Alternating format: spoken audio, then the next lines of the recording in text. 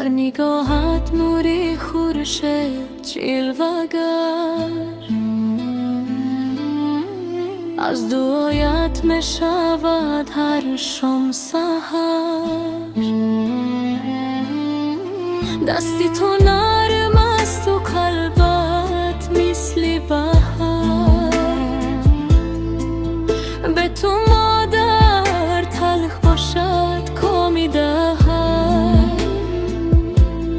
اوه مادرم، جانی مادرم، نوری چشم و تاجی سرم.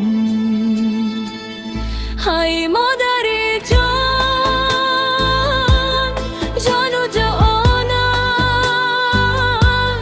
نروی دیلو ام پشت و بانم. در پای تو سر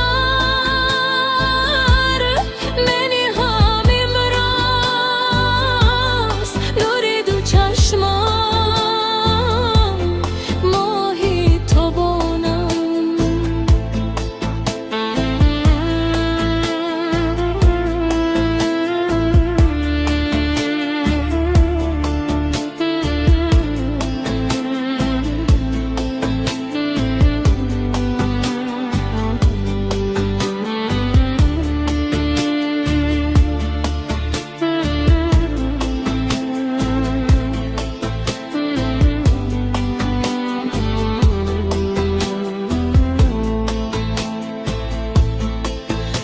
سفیدت نشانی دردی ما،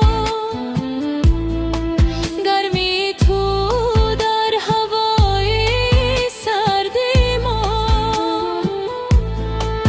خنده های تو حیاتی تازه است.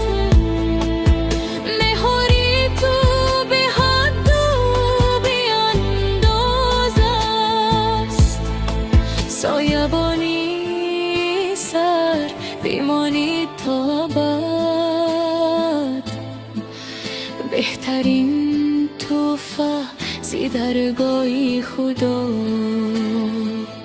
های